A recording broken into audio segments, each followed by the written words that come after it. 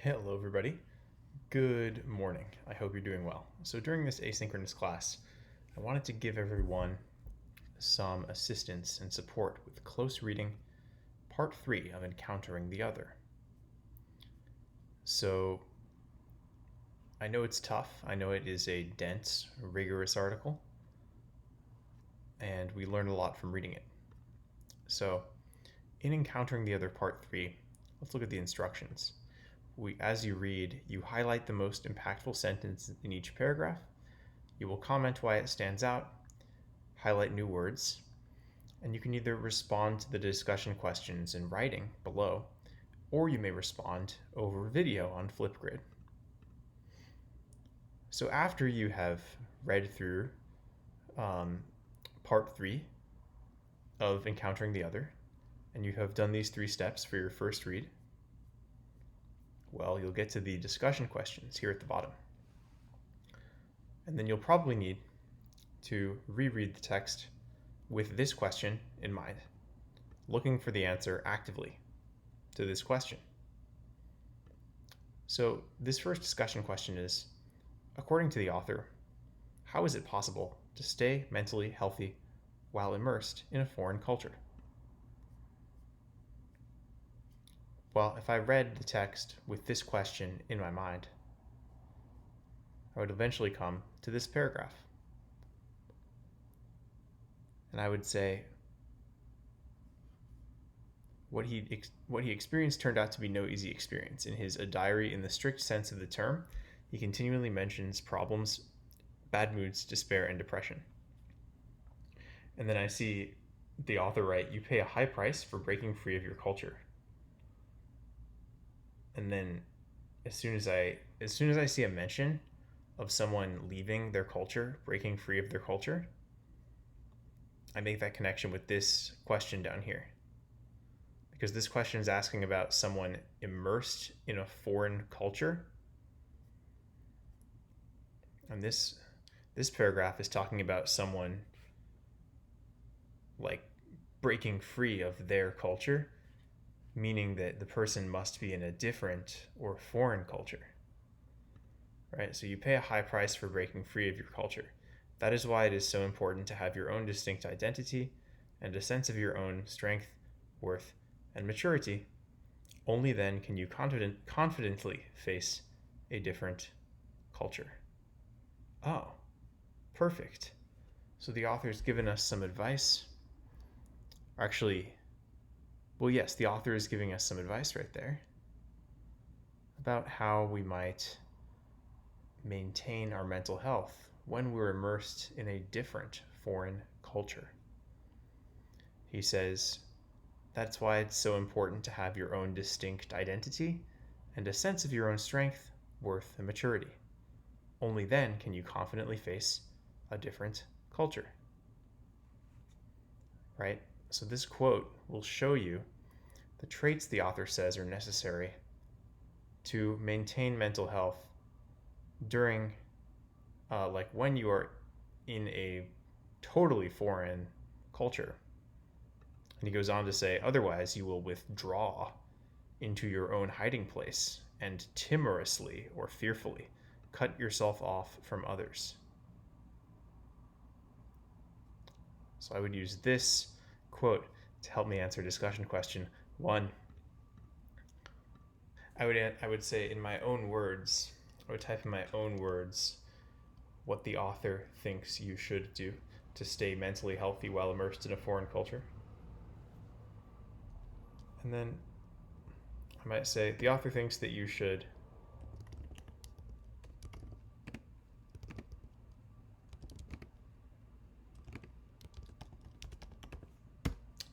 I might say in my own words, to stay mentally healthy while immersed in a foreign culture, the author thinks you should maintain a sense of self-worth. I would then insert the quote here as textual evidence. And then I would explain in my own words, the author holds this belief because, and explain why the author thinks this.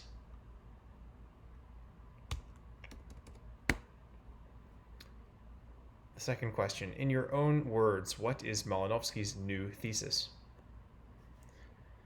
Now, when I read the text actively looking for the answer to this question, what am I going to look for a mention of? I'm going to be looking for Malinowski's thesis. Let's see.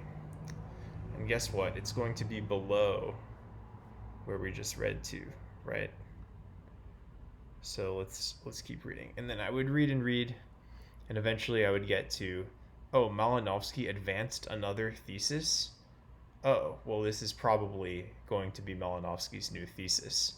I can tell because if this dude, Malinowski, is advancing another thesis, it's probably his new one. It's probably Malinowski's new thesis. Let's find out what it is.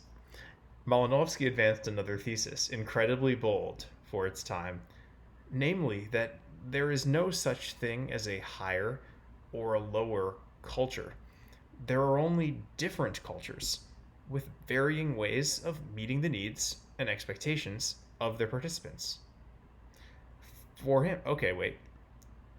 I think I found it right here. That Malinowski's thesis, or his argument, right? Your thesis statement is like your argument. Your thesis is also an assertion or an argument. So Malinowski's thesis says that there's no such thing as a higher or a lower culture. That means that there's no such thing as a better or worse culture, no such thing as a more advanced and more primitive culture. There are just different cultures. And every culture has a varying or a different way of meeting the needs and expectations of the people who are part of that culture.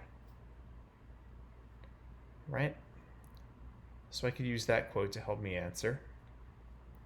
Down here, and just like before, I would answer in my own words. What is his thesis in your own words? Try yourself. And include the quote here as textual evidence. And then, because everyone here needs to get a 4, you need to include what's your own opinion of Malinowski's thesis. Do you agree with Malinowski's thesis? Do you disagree with it? And why? Okay? We get to the next question. What kind of society does the author believe we are transitioning into? All right, so now I'm going to think about, as I read, do I see any mention of a new kind of society that we are transitioning into? Let's see. Vamos a ver. Okay.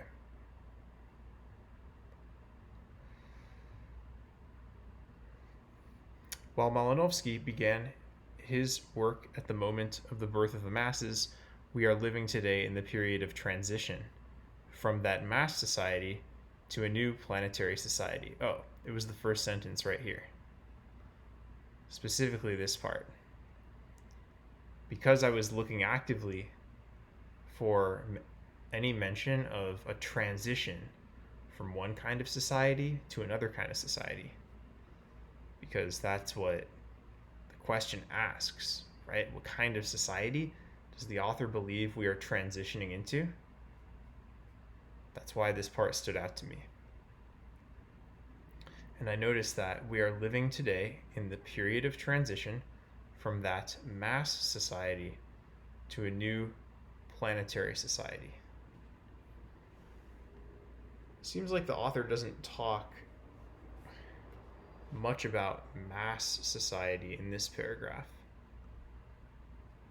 But we do know that even if you don't know what a mass society is, you know that we're going from a mass society to a new planetary society. Okay, and then the author goes on to explain why we're transitioning into this new planetary society. Many factors lie behind this. The electronics revolution, the unprecedented development of all forms of communication, the great advances in transports and movement, and also, in connection with this, the transformation at work in the consciousness of the youngest generation and in culture broadly conceived. So, when he says many factors lie behind this, that means that all of these points are all reasons why we are transitioning to a new planetary society, according to the author. Right? So then, what are we transitioning into? According to the author. And where do we see this in the text? And then what's your opinion? Do you agree that we're transitioning into this planetary society, meaning, a society that encompasses and includes all of the human race? Or are we not moving into that? All right, next question. Does the author believe that cultures ever change? Let's look and see. I'm going to actively look and see, does the author think that cultures ever change? And I would read, and eventually I would get to this part. Today, however, this is ever less frequently possible. Cultures are becoming increasingly hybridized and heterogeneous. Oh, those are big words. What the heck could these words possibly mean? Hybridized and heterogeneous? Maybe I can use context clues. Context clues to help me figure out what these words mean. I recently saw something astonishing in Dubai. A girl, surely a Muslim, was walking along the beach.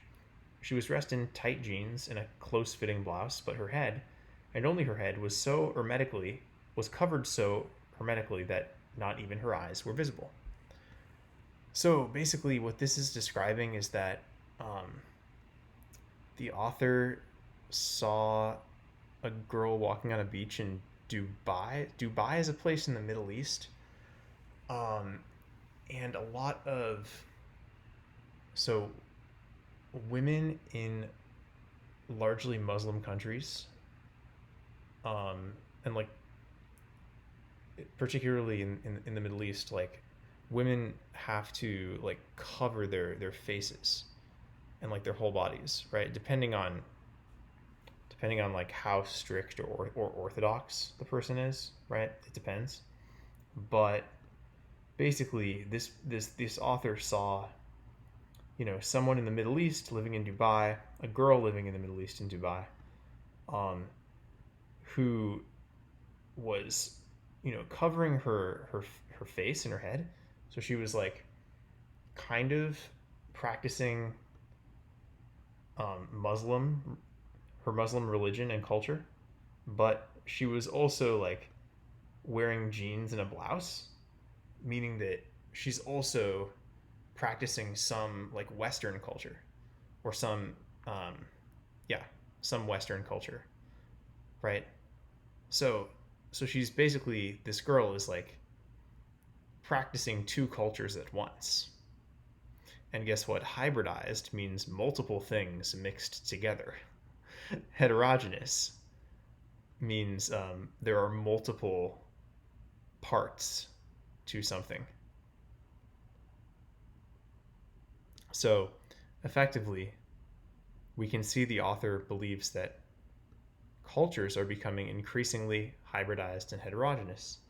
Therefore, cultures must be changing if cultures are mixing, right? Because hybridized means like different parts combined. Like the girl partially practices strict Islam and partially embraces Western clothes like jeans and a blouse. So if the author thinks that cultures are becoming increasingly mixed, like hybridized and heterogeneous, then the author must think that cultures change. I can infer the author must believe that cultures do change. And I also know the way in which cultures change, according to the author, is that cultures are becoming increasingly mixed, or hybridized and heterogeneous. I'm going to end it there, and I will leave it to you to finish off these discussion questions using the strategies that we practiced in this video. Please message me with questions on Schoology.